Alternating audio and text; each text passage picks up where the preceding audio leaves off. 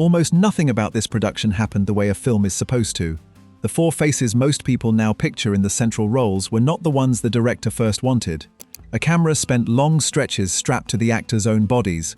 A piece of music, written almost as an afterthought, would outlive the movie it came from, surfacing for years in trailers for blockbusters its makers never touched. Requiem for a Dream was Darren Aronofsky's 2000 version of Hubert Selby Jr.'s novel, a Brooklyn story of four people coming apart over a single year, and the account of how it reached the screen is nearly as harrowing as what ended up on it. The film made Aronofsky's name and gave Ellen Burstyn the role of her career. It also began with an ensemble that was, almost to a person, someone's second choice. Number 1. The ensemble nobody planned to hire. Watch the film now, and the four leads feel inevitable, as if these roles could have belonged to no one else. The way they were actually cast tells a stranger story. Sarah went to Ellen Burstyn only because Faye Dunaway, wanted first, said no. Marion reached Jennifer Connelly after Neve Campbell declined over the role's explicit content. Dave Chappelle passed on Tyrone, which is how Marlon Wayans got the part, and Harry belonged to Giovanni Ribisi on paper before Jared Leto took over. 4 central performances, and not one of them landed with the first name attached to it. That is an unusual thing for a film to survive. A movie can absorb a single recast without anyone noticing, but rebuilding the whole principal cast out of refusals is the sort of process that usually leaves a hole on screen where the chemistry should be. Here it did the opposite. Whatever bond the four of them found together grew out of a casting sheet assembled almost entirely from other people's second thoughts. The ensemble now remembered as definitive was, top to bottom, the backup plan. Number 2. The script that got written twice. 2 men, working years apart and never comparing notes, somehow ended up writing nearly the same screenplay. That is the oddity at the heart of how this film came to the page. Darren Aronofsky had been circling Hubert Selby Jr. since college, where he fell for Last Exit to Brooklyn, and by film school he had settled on adapting Selby's bleak Brooklyn story about addiction. What he did not know was that Selby had already taken a run at adapting it himself, years earlier, then lost the draft, and more or less forgotten it. Aronofsky was 3/4 of the way through his own version when Selby turned up his old pages. The 2 scripts had been written in isolation, by different men, in different decades. When they sat down and lined them up, they discovered the drafts were roughly 80% identical. The same scenes, the same shape, the same instincts about what mattered. For Aronofsky, the overlap settled something, and for Selby, who had spent years watching the film industry circle his writing without ever committing to it, the symmetry carried its own quiet vindication. He and the author had not been collaborating so much as chasing the same film from opposite ends, and they had arrived in the same place. Selby came aboard the production, and the script that reached the set carried both their fingerprints, though neither man had needed the other to find it. Number 3. Hollywood stopped returning his calls. After Pi, Darren Aronofsky could have made almost anything, and for a brief window the town behaved as if that were true. His debut had cost roughly $60,000, won him the directing prize at the Sundance Film Festival, and then sold for around $1 million, the kind of return that makes a 29-year-old director suddenly very interesting to people who had never heard his name a year earlier. The message from the industry was simple: name the next project. So he named it. He circulated the Requiem for a Dream screenplay, and the people who had been courting him went quiet. A grim story about people consumed by addiction was not what the studios had in mind when they said anything. Executives who had been glad to chase the young talent behind a clever thriller about a paranoid mathematician cooled the moment they read what he actually wanted to make next. What financiers meant by creative freedom, it turned out, had limits that mapped neatly onto what they believed audiences would pay to watch. The film survived on a modest budget of about $4 million, with the independent distributor Artisan Entertainment backing it where the majors would not. Artisan was fresh off the runaway success of the Blair Witch Project, and had both the stomach for difficult material and the lean economics that made a $4 million gamble survivable. The gap between what Hollywood promised the young director and what it was actually willing to fund became the condition the whole production worked under. He got his freedom, he just had to make it cheap. Number 4. Leto's research on the streets. "I'd never do it again," Jared Leto said of the lengths he went to in order to vanish into Harry. Playing a young man slipping into addiction, the actor dropped close to 28 pounds and spent real time among people living that life on the Brooklyn streets, studying their rhythms, their stillness, the small physical tells. He wanted the body language borrowed from real life, rather than invented in a trailer. Then comes the detail that is hard to read past. Leto has described imitating the act of using by injecting himself with plain water, only to learn what the motion felt like from the inside. He called it disturbing enough that he would never repeat it. Plenty of actors talk about commitment. Very few describe a process that sits this close to the edge of real harm, undertaken to get a handful of seconds right on camera. Whatever one makes of the method, it tells you the temperature of this shoot. Nobody on it was treating addiction as a costume. Number 5. A drug film disguised as a monster movie. It's really a love story, Darren Aronofsky has said of the film, about how love goes wrong. It is a startling way to describe 2 hours of people unraveling, and it goes to the heart of how he refused to think about the project. He found the plain addiction movie label boring and pushed against it at every turn of the production. What he reached for instead was the language of horror. He has framed the film as a creature feature, where the monster never appears on screen because it lives inside the characters' heads. Addiction is the thing in the walls, the presence that stalks each of them, and every relapse is staged like a beat from a fright film rather than a sad inevitability. He has talked about wanting each of the 4 characters to face their own private monster, a personal appetite that slowly turns and devours its owner. He has called it a punk movie too, a mosh pit of feeling, reaching for any frame except the obvious one. Watch a scene of someone giving in to the craving, and the grammar of horror is unmistakable. The quick cuts, the sense of something closing in. So the open question the film keeps posing is a strange one. If the monster is real, and it lives inside the very people on screen, what is it they are supposed to survive? Number 6. Tappy Tibbins never existed in the book. On the page, Hubert Selby Jr.'s version of Sarah loses herself in the ordinary soaps and quiz shows of her day. In the film, she fixates instead on a glittering infomercial prophet named Tappy Tibbins, who appears nowhere in Selby's original text. Aronofsky created him from scratch, and the reason is a small piece of foresight. He worried that tying Sarah's obsession to real, identifiable year 2000 programming would stamp an expiry date on the whole film, fixing it to a single moment, the way last season's television always does. So he built something with no real-world referent, a guru who could be broadcasting in any decade. 2 decades on, the choice has paid off exactly as intended. The shows that flicker across Sarah's living room still feel as though they could be airing tonight, which is a large part of why her downward spiral never reads as a dated artifact of its year. An invented television preacher, of all things, is part of what keeps the film feeling like it could be happening right now. Number 7. Burstyn's 4 hours in the chair. Before the cameras turned over each day, there was a small room, a mirror ringed with bulbs, and a body being slowly rebuilt by hand. Ellen Burstyn would arrive long before she was needed on set and settle in for roughly 4 hours, while the prosthetics went on piece by piece. 4 hours, every working day, gone before a single frame of her was shot. Most leads measure their prep in minutes at the mirror. Sarah's was measured in half days. The transformation was assembled from a startling inventory of parts. There were 4 separate prosthetic necks, each built for a different stage of Sarah's decline, one for the older woman, one heavier, one thinner, one openly unwell. 2 padded suits, somewhere around 20 pounds and 40 pounds, reshaped Burstyn's whole frame as the character first swelled and later wasted away. The wigs changed alongside them. Taken together, the makeup department was not simply aging an actress, it was mapping a human collapse in discrete physical stages and fitting her into a new one each morning, so that the body itself told the story before a line was spoken. What all of it brought was a complete vanishing. By the final stretch of the film, the figure on screen bears almost no relation to the actress beneath the appliances, and that distance is a large part of why Sarah's deterioration is so painful to sit through and so hard to turn from. The performance has rightly been praised for years. It is worth remembering that some of its power was glued on at 6 in the morning, 4 hours at a time, just to take Burstyn apart and rebuild her as someone coming undone. Number 8. A camera strapped to the actors' bodies. Something looks wrong in certain shots, and it takes a moment to place it.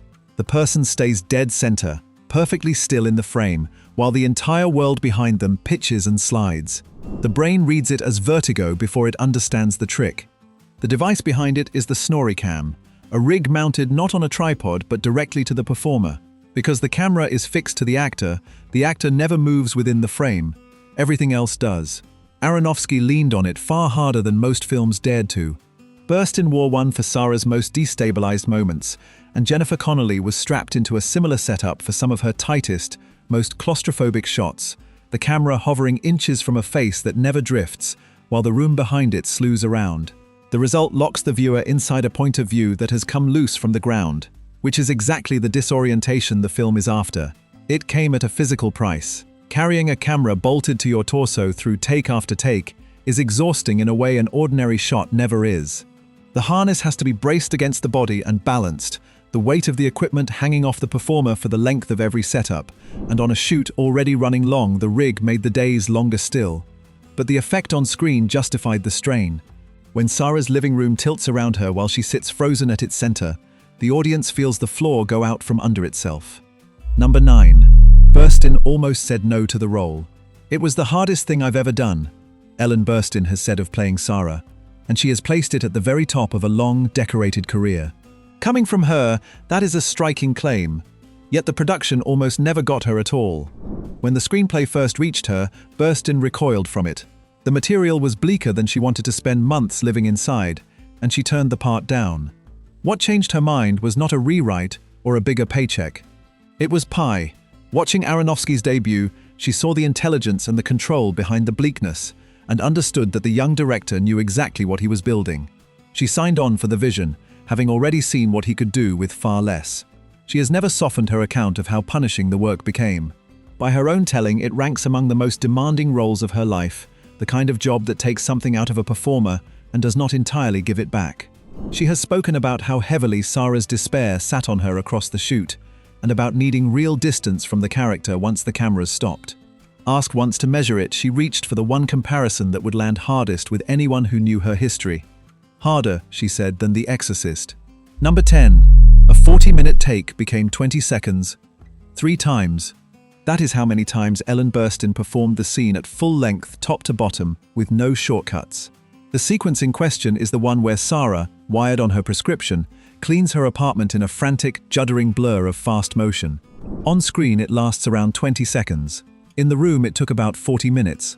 The crew captured it with a time-lapse camera, the kind that grabs a handful of frames spread across a long stretch of real time, paired with lighting rigged to imitate the slow travel of the sun across an actual afternoon.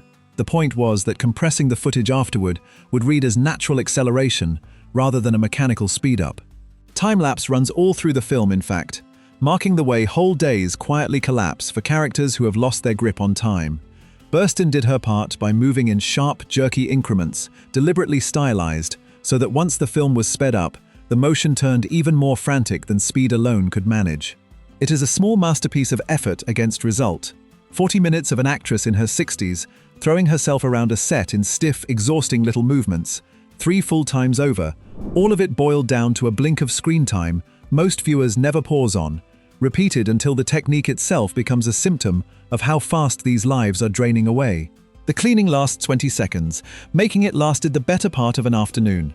Number 11. The crowd was full of real users. On a Brooklyn street, a market stall, a fresh shipment changing hands, a crush of bodies pushing in to claim a share. That is the setup for one of the film's grimmer scenes. To shoot it, the production reportedly filled out the gathering with people who were not actors at all, but men and women who knew that reality firsthand.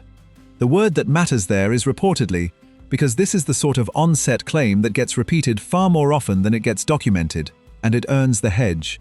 If it is true, it folds an uncomfortable layer into the footage, thinning the line between performance and lived experience until there is almost nothing left of it, so that the rawness Aronofsky wanted stops looking like a directorial choice.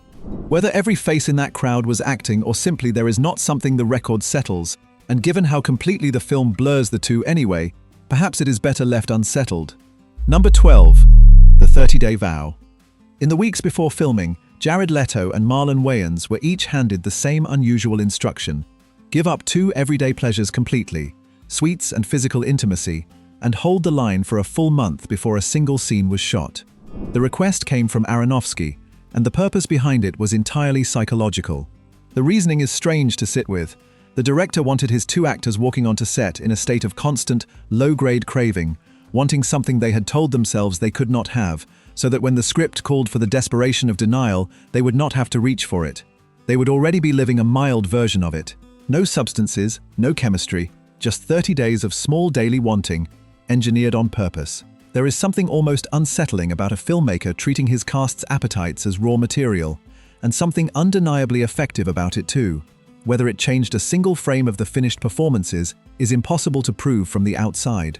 Method experiments like this leave no fingerprint on the footage you can point to, but it says a great deal about the headspace Aronofsky wanted on his set, and it leaves a question hanging over the whole approach.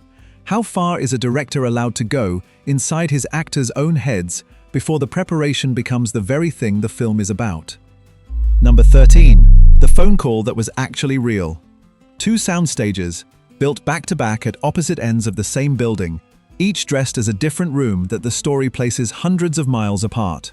On one, Jared Leto as Harry. On the other, Jennifer Connelly as Marion. Strung between the two sets, out of frame, ran a single working telephone line, wired so the actors could hear each other exactly as the characters would. The scene is the long phone conversation between Harry and Marion, the one where the gap between them has gone quietly permanent, and both of them seem to half know it. It is not in Hubert Selby Jr.'s novel at all. Aronofsky wrote it specifically for the film, then built it through improvisation, letting Leto and Connelly feel their way toward the words instead of handing them a finished page to recite. Rather than shoot each half separately, with one actor reading lines to an empty receiver while an assistant fed them the other side off-camera, he set both stages running at once and connected them. When Leto spoke into his handset, Connelly heard his voice live on hers, and she answered the way a person actually answers, with the overlaps, the pauses, the small failures of timing that a real conversation carries, and a scripted one almost never does. What that arrangement produced is one of the most quietly shattering exchanges in the whole film. Because the two of them were genuinely talking to each other, every catch in the voice is a real reaction to a real voice on the other end of the line, not an actor performing alone and trusting the edit to stitch the feeling together later. What comes through is the sound of two people losing each other in real time. It plays as a goodbye that neither character is willing to call a goodbye, and it reaches a register of unforced hurt that rehearsed line readings rarely find. Number 14. A thrown gun that drew real blood. There is a strange moment on this shoot where the script seemed to predict the accident before it happened. In the scene, Harry and Tyrone are getting rid of a police officer's weapon, tossing it between them, while a voice on the soundtrack warns that someone is going to get hurt. Then someone did. During filming, one of those throws went wide, and the prop caught Marlon Wayans square in the head, hard enough to break the skin and stop the take cold. The part that makes it stick in the mind is the timing of it. The line had, more or less, just called the shot. A piece of dialogue about a person getting hurt, immediately followed by a person getting hurt. If a screenwriter put that coincidence into a film about the production, you would roll your eyes at how neat it was. Everyone was fine in the end, and the moment passed into the kind of war story crews retell for years afterward. But it is a small, sharp reminder that a film this physical does not stay safely on the page. Sometimes the warning on the soundtrack turns out to be talking to the room. Number 15. The camera dropped on a bungee cord. One of the film's most stomach-lurching shots came from tying an expensive piece of equipment to a length of elastic and trusting physics to do the rest. The image is Harry plunging downward, and the way the crew got it was almost as reckless as it sounds. The rig was about as low-tech as filmmaking gets. The crew secured the camera to a bungee cord and released it, having first tested whether the cord would snap taut and halt the fall before the camera met the floor. It was a genuine gamble with an expensive machine, the sort of stunt a fully funded production would have solved with a rented motion control rig and a fat insurance line. On this budget, the answer was a bungee cord and crossed fingers. The cord held, the camera stopped short of the floor, and it came back up intact, having captured exactly the sickening sensation of freefall the scene needed, and that no safer method would have delivered. That was not the only place the production let physical reality do the heavy lifting. On Sarah's set, the interior lights ran so hot that they were enough to partially melt the refrigerator prop standing nearby, a detail nobody planned and everybody on the crew simply worked around. It is the kind of thing that tells you how improvised and hands-on the whole shoot was, a film chasing big, disorienting effects on a budget that left room for little besides ingenuity, improvisation, and nerve. Number 16. The cinematographer cried mid-take. During one of Sarah's monologues, Her long, aching speech about growing old and being alone, about wanting to feel like somebody again. The camera does something it is not supposed to do. It drifts, just slightly, a small, unmotivated movement that no operator would let slip on purpose. Aronofsky noticed it on the spot and cut. He turned Pourbe to his cinematographer, Matthew Libatique, his collaborator since Pi, and one of the few people on set who knew the material as intimately as he did, and asked what had happened to the shot. The answer was not a technical fault or a loose head on the tripod. Libatique admitted that Burstyn's performance had moved him so deeply that his eyes had welled up against the eyepiece, and the tears had nudged the camera off its line. The man whose entire job was to hold the frame steady had been undone by what was happening inside it. It is the rarest sort of on-set failure, an instrument breaking down because the person operating it could not keep his distance from the scene. Aronofsky's response tells you what kind of film he believed he was making, and what he valued over technical polish. He kept the take, drift and all, choosing a real human reaction over a clean and lifeless frame. The faint unsteadiness in that shot is the trace of a grown man behind the lens, quietly coming apart at what he was being asked to film. Number 17. The score that was almost hip-hop. The most famous piece of music to come out of this film sounds nothing like the thing its composer first sat down to build. Clint Mansell had come to scoring by an unusual road. He had fronted the British band Pop Will Eat Itself, and this was only his second film score, which makes what he eventually delivered all the more surprising. His starting point was not orchestral at all. He began by exploring music built around reworked classic hip-hop, programmed drumbeat and everything. With the grand, grieving strings, the film is now defined by nowhere in that first plan. The central theme, later christened Lux Eterna, did not even arrive as the obvious standout. It turned up as something like the 17th sketch out of 20 on a demo disc, one idea buried in a long row of others, and at that point it still rode on an 808 drum machine beat. The scale of that is easy to miss. The piece of music that would become one of the most recognizable cues of its era was, on first pass, track 17 of 20, a hip-hop demo nobody had any reason to single out. Somewhere between that disc and the finished film, the beat and the borrowed framework fell away, and the bare melody was passed to the Kronos Quartet, the acclaimed string group, who gave it the form audiences know. One small accident survived all the reinvention. The sound of the Kronos Quartet tuning up, the ordinary scrape and adjustment before a take, was left in the recording and can be heard right at the top of the film, a moment of musicians simply getting ready, kept on purpose.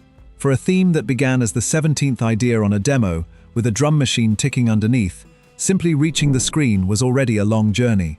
What nobody in that room could have guessed was how much further the music was about to travel, well past the edges of the film itself, and that part of the story comes later.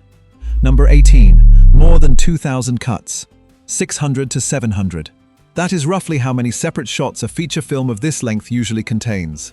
Requiem for a Dream contains well over 2,000. The difference comes down to the film's signature technique, the one its editor Jay Rabinowitz and Aronofsky built together, and the director took to calling the hip-hop montage. Every time a character gives in to the craving, the film fires off the same rapid burst. A whole ritual, the preparation, the rush, the tiny physical details, gets compressed into a flurry of extremely short shots, loosed off in a second or two, each one a fragment of sensation rather than a normal piece of coverage. The effect mimics the speed and tunnel focus of the high itself, and it returns again and again as a kind of visual refrain across the film. That restless, percussive cutting became one of the most imitated things about the movie. Editors and music video directors borrowed it for years afterward, often without knowing where it came from. By packing well over 2,000 shots into a feature that would normally hold a third of that, the film made sheer density part of its meaning. What started as a way to put an audience inside a specific, awful sensation turned into a piece of film grammar that outlived its own source, copied so widely that the original can look almost familiar to people coming to it for the very first time. Number 19. The rating he refused to cut. Most directors who tangle with the ratings board are fighting for a softer rating, hoping to widen the audience. Aronofsky was fighting in the other direction. When the Empire handed the film an NC-17, the harshest rating short of a commercial death sentence, his instinct was not to start trimming. He set out to defend the film exactly as it stood. An NC-17 is, in practical terms, a wall. Many theaters will not screen an NC-17 film, and many outlets will not advertise one, so the rating can quietly strangle a release before it begins. Aronofsky appealed, arguing that cutting the film's most graphic stretch would gut the very point the movie was making, that the discomfort was the message and sanding it down would be a kind of lie. Burstyn herself spoke out publicly against the decision, making the case that a serious film about addiction was exactly the sort of work the rating would bury. He lost the appeal anyway. The board did not move. So Artisan made a bold and risky call. Rather than cut a frame, the distributor released the film unrated, sidestepping the NC-17 entirely to protect the director's version. The bleak, unsparing cut audiences saw in theaters was the one Aronofsky intended, the board's verdict notwithstanding. A separate R-rated version did appear later for home video, with the single most explicit sequence altered to clear the lower rating and the rest of the film left intact. The whole episode became a small flashpoint in a long-running argument about whether the American rating system judges difficult drama and disposable spectacle by the same yardstick. But the version that mattered, the one Aronofsky fought for, reached theaters whole. Number 20. The theme that outgrew the film. A bleak, independent picture about people destroying themselves is about the last place you would expect to find one of the most widely heard pieces of music of the next 2 decades. Yet that is exactly what happened to Lux Eterna, the string theme that started life, as we saw earlier, as a buried hip-hop demo. The monster music Mansell wrote for a movie almost nobody caught on release went on to become inescapable. The leap happened in 2002. The theme was reorchestrated with a full choir and a full orchestra behind it, given a new name, Requiem for a Tower, and dropped into the trailer for The Lord of the Rings, The Two Towers. That one placement opened a floodgate that never really closed. The reworked piece, along with a wave of imitations chasing the same feeling, poured into movie trailers for years on end, surfacing behind everything from The Da Vinci Code to I Am Legend, then bleeding outward into video games, television spots, and advertising of every kind. Its slow, rising, dread-soaked build hardened into a sort of industry shorthand the sound editors reached for whenever a trailer needed to feel enormous and grave. The irony in that is hard to overstate. A theme conceived as the sound of an unseen monster closing in, written for a grim and barely released film by a former rock frontman working on only his second score, turned into one of the most recognizable pieces of trailer music ever assembled. It has been heard, in one form or another, by hundreds of millions of people, the overwhelming majority of whom have never watched a minute of the film that produced it. The theme outlived its own movie in the public ear. There is also a final twist in Mansell's favor. Paid very little for the work up front, he kept hold of the rights to the music, so the bleakest thing he ever composed quietly turned into one of the most valuable things he ever owned.